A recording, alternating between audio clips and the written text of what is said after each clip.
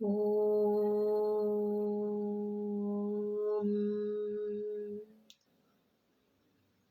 ఓం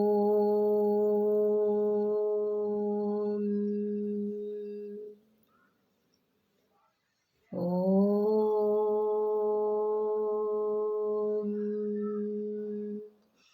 శుక్లాంబరధరం విష్ణుం శశివర్ణం చతుర్భుజం ప్రసన్నవదనం ధ్యాయేత్ సర్వవిఘ్నోపశాంతయే అగజానన పద్మార్కం గజాననమహర్నిశం అనేకదంతం భక్తానాం ఏకదంతముపాస్మహే. గురుర్బ్రహ్మా గురుర్విష్ణు గురుర్దేవో మహేశ్వరః గురుః సాక్షాత్ పరబ్రహ్మ తస్మై శ్రీ గురవే నమః.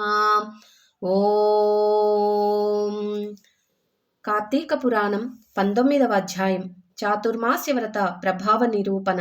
ఈ విధముగా నైమిషారణ్యముందున్న మహామునులందరూ కలిసి చిదానందుని స్తోత్రం చేసిన పిమ్మట జ్ఞానసిద్ధుడను ఒక మహాయోగి, ఓ దీనబాంధవ, వేదవేద్యుడవని, వేదవ్యాసుడవని, అద్వితీయుడవని, సూర్యచంద్రులే నేత్రములుగా కలవాడవని, సర్వాంతర్యామివని, బ్రహ్మరుద్ర దేవాంద్రాదులచే సర్వదా పూజింపబడువాడువని, నిత్యుడవని, నిరాకారుడవని, సర్వజనులచే స్తుతింపబడుచున్న ఓ మాధవ, నీకివే మా హృదయపూర్వక నమస్కారములు. సకల ప్రాణికోటికి ఆధారభూతుడవగు ఓ నందనందన, మా స్వాగతమును స్వీకరింపుము. నీ దర్శన భాగ్యము వలన మేము, మా ఆశ్రమములు, మా నివాస స్థలములు అన్నీ పవిత్రములైనవి. ఓ దయామయ, మేమీ సంసార బంధము నుండి బయటపడలేకుంటిమి. మమ్ము ఉద్ధరింపుము. మానవుడెన్ని పురాణములు చదివినా, ఎన్ని శాస్త్రములు విన్నా నీ దివ్య దర్శనము బడయజాలడు. నీ భక్తులకు మాత్రమే నీవు దృగ్గోచరుడు వగుదువు.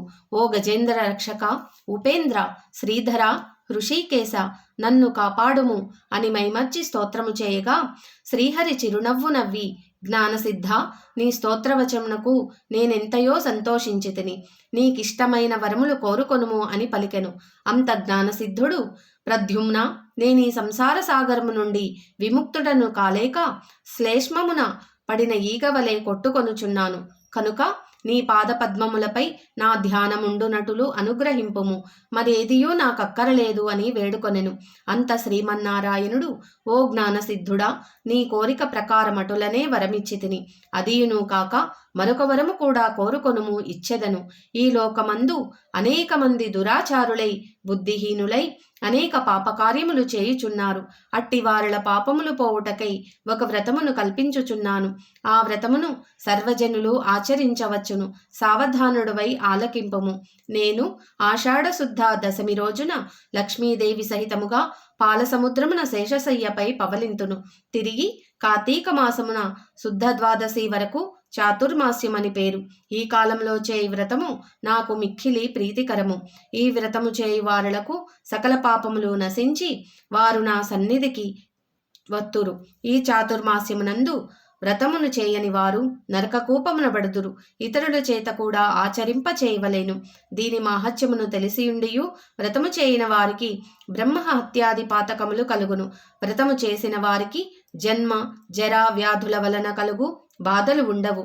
దీనికి నియమితముగా ఆషాఢ శుద్ధ దశమి మొదలు శాకములను, శ్రావణ శుద్ధ దశమి మొదలు పెరుగును, భాద్రపద శుద్ధ దశమి మొదలు పాలును, ఆశ్వయుజ శుద్ధ దశమి మొదలు పప్పు దినుసులను విసర్జించవలేను.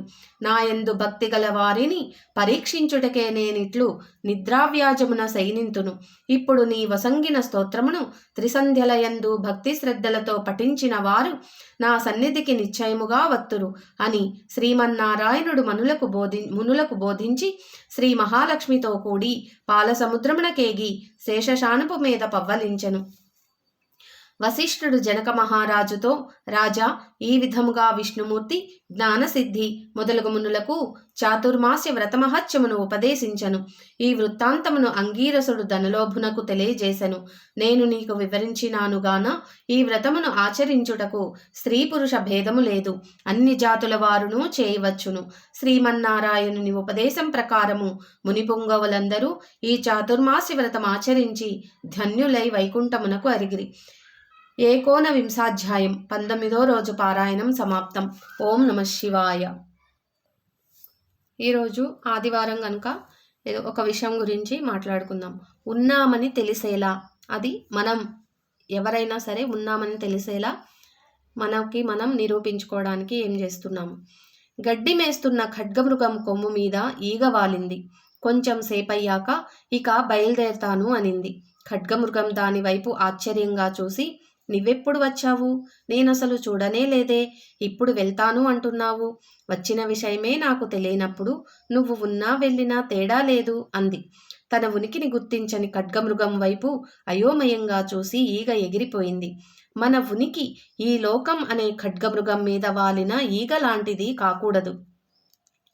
అంతములేని ఈ భువనమంతయు పురాతన పాఠశాల, విశ్రాంతి గృహంబు నందు నిరుసంజలు రంగుల వాకిలిల్ అంటారు కవి దువ్వూరి రామిరెడ్డి.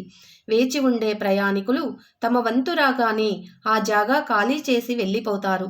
సూర్యుడు వేకువ గుమ్మం నుంచి ఉదయించి సాయంత్రమనే ద్వారంలోంచి మాయమైనట్టు మనుషులు కూడా జనన మరణ వాకిళ్ల నుంచి ప్రవేశ నిష్క్రమణలు జరుపుతారు.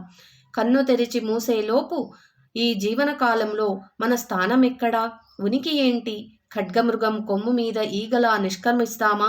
మన ఉనికిని బలంగా చాటుకొని వెళ్ళిపోతామా అనేది వ్యక్తి ఆలోచన, సంస్కారాలను బట్టి ఉంటుంది.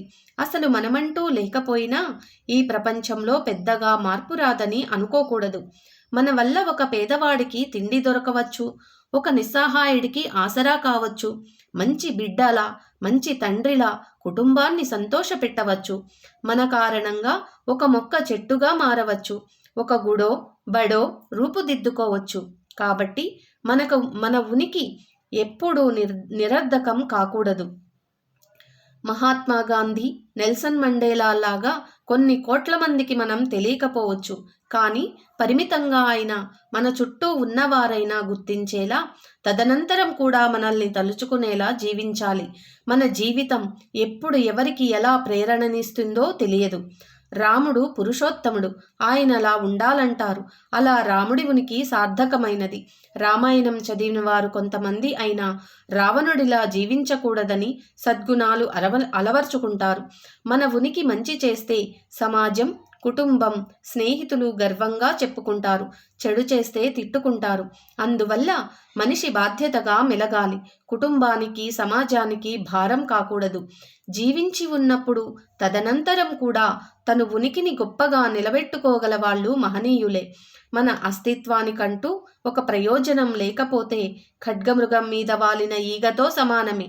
కనీసం కుటుంబ సభ్యులైనా మనను చూసి పాఠాలు నేర్చుకోవాలి, తమను తాము తీర్చిదిద్దుకోవాలి. మానవత్వం కలవాడు కాబట్టే మనిషయ్యాడు. ఆ మానవత్వపు బాటలో జీవితమంతా పయనిస్తే ఉన్నప్పుడు లేనప్పుడు కూడా మనిషి ఉనికి సార్థకమవుతుంది. జై శ్రీమన్నారాయణ. నిజమే కదా, మనమంటూ ఉన్నాము అని నలుగురికి తెలిసేలా బ్రతుకుదాం. జై శ్రీమన్నారాయణ.